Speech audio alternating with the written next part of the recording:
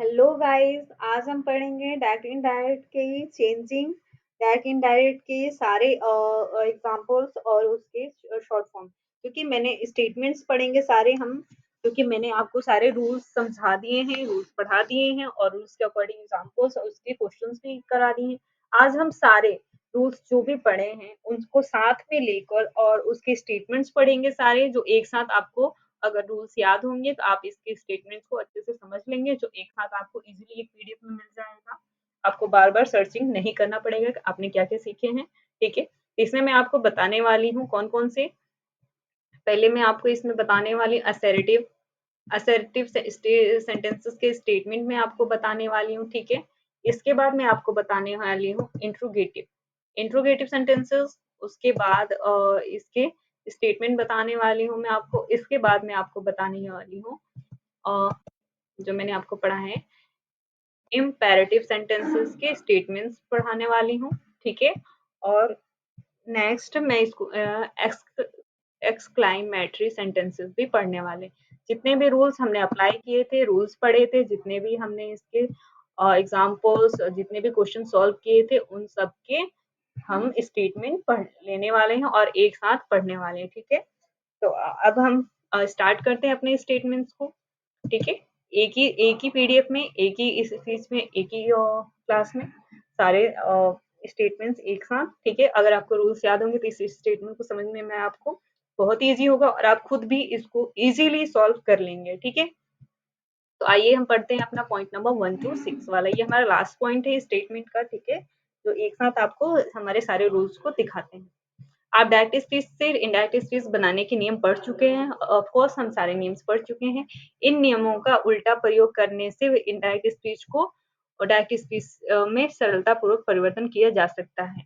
यह विधि आपको निम्नलिखित उदाहरणों के अध्ययन से सफलतापूर्वक स्पष्ट हो जाएगी। ठीक है, तो आप या तो इनडायरेक्ट स्पीच डायरेक्ट स्पीच पढ़ने के बाद इनडायरेक्ट पढ़िए, या फिर इनडायरेक्ट स्पीच पढ़ने के बाद डायरेक्ट पढ़िए। ठीक है, तो लेकिन मैं आपको स्टेटमेंट बता रही हूँ तो मैं तो पहले डायरेक्ट ही पढ़ूंगी। ठीक है, लेकिन आप इसे, ये हमें उल्टा बताया गया है लेकिन हम इसे सीधा लेके चलेंगे। ठीक है, मैं पहले डायरेक्ट पढ़ूंगी फिर इनडायरेक्ट पढ़ूंगी। ठीक है, डायरेक्ट में हम पढ़ते हैं स्टेटमेंट्स के थ्रू। आप इसे कैसे भी पढ़ सकते हैं, लेकिन अगर आपको समझने में दिक्कत हो रही हो तो मैं पहले डायरेक्ट स्पीच पढ़ूंगी फिर इनडायरेक्ट स्पीच, ताकि आपको समझने में इजी हो जाए। आप इसे डायरेक्ट से इनडायरेक्ट में भी चेंज कर ले और इनडायरेक्ट से डायरेक्ट में भी चेंज। अब तक हमने डायरेक्ट से इनडायरेक्ट स्पीच में चेंज करते आए हैं, और आप चाहें तो इनडायरेक्ट स्पीच से डायरेक्ट स्पीच में भी चेंज कर सकते हैं। ठीक है, ये मोस्टली ज़्यादा एग्जाम में नहीं आता है, लेकिन कहीं कहीं पूछ लिया जाता है कॉम्पिटिटिव एग्जाम में, तो इसको भी ध्यान से आप पढ़ सकते हैं। और इसमें हमारा एक प्रॉफिट और है कि हमारे सारे रूल्स एक साथ मिल रहे हैं। ठीक है, तो मैं इस स्टेटमेंट के थ्रू पढ़ूंगी सारे रूल्स के अकॉर्डिंग। तो हम पढ़ेंगे सबसे पहले फर्स्ट वाला। फर्स्ट में हम डायरेक्ट स्पीच पढ़ेंगे फिर इनडायरेक्ट पढ़ेंगे। ठीक है, डायरेक्ट में क्या है हमारा, Rama said I am quite well.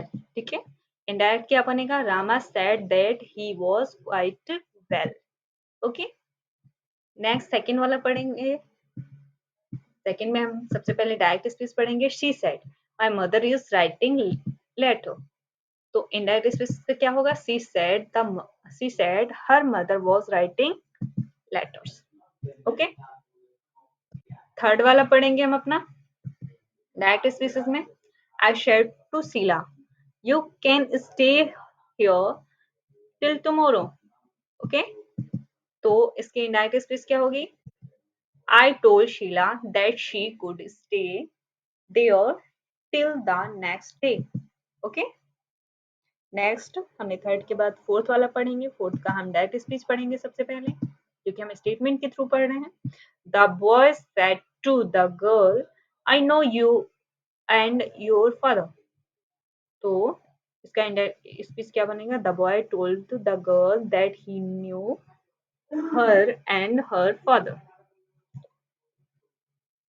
Next हम पढ़ेंगे फिफ्थ वाला। फिफ्थ वाले का डायरेक्ट स्पीच पढ़ेंगे।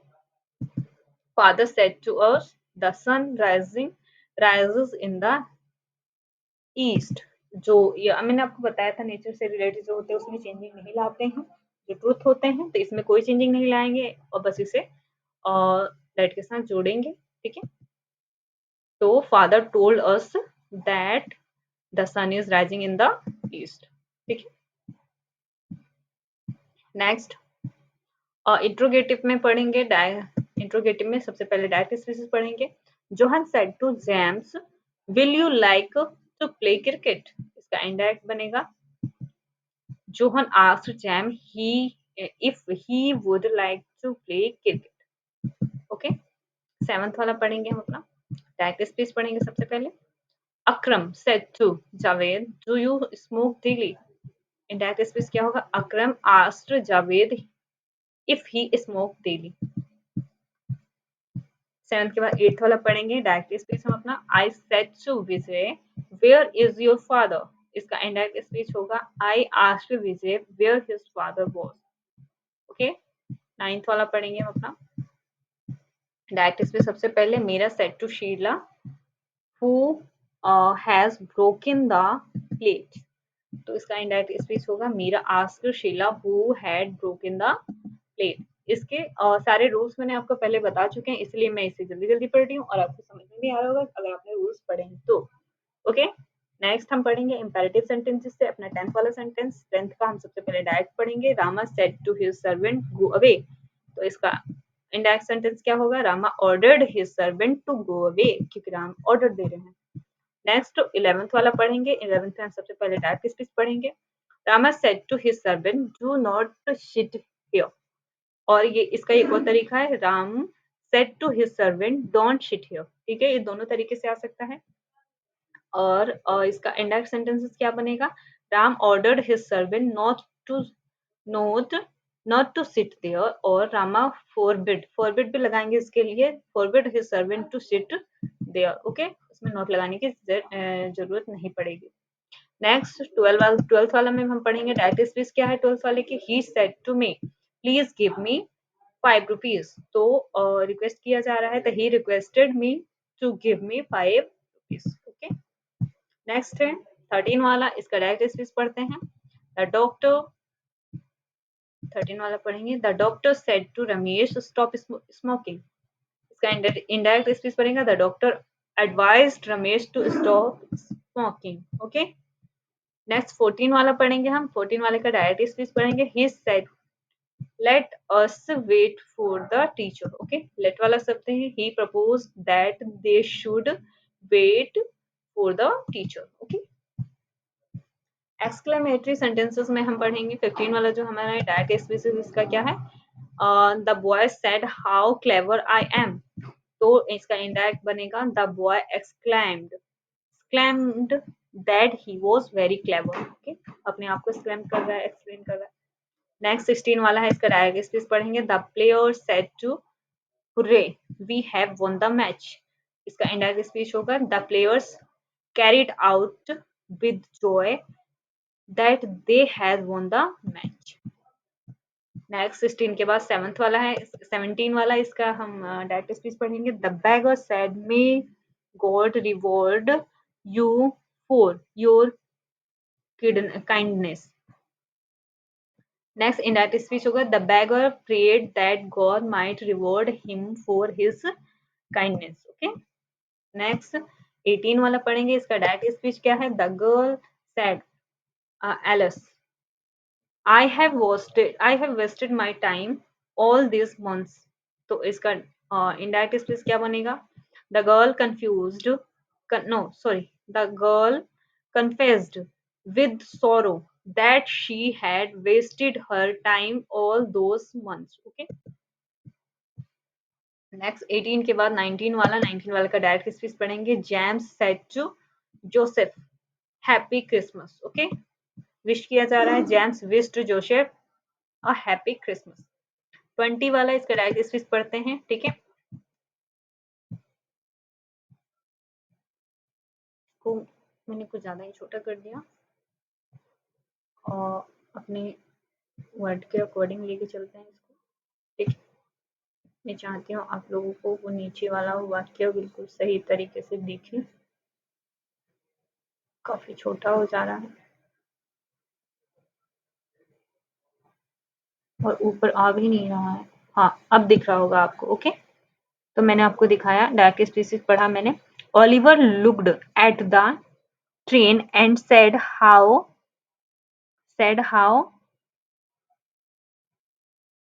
meaning magnificent. Sorry, magnificent. ये दिख भी नहीं रहा मुझे। मुझे इसको थोड़ा सा जूम करना होगा। इसे बार-बार जूम कर रही हूँ, पर ये नीचे आ जा रहा है। मुझे ज़्यादा जूम भी नहीं करना है और इतना करना है मैं सिर्फ देख सकूँ। ओके, आपको भी दिखाई दे रहा होगा। 20 वाला डायरेक्ट स्पेस हमने पढ़ा, इनडायरेक्ट स्पेस पढ़ लेते हैं। थोड़ा डिफिकल्ट है, छोटा-छोटा दिख रहा है। Oliver looked at the task and explained with surprise that it was very magnificent. Okay, तो एक क्वेश्चन क्या था? Oliver looked at the task and said how magnificent.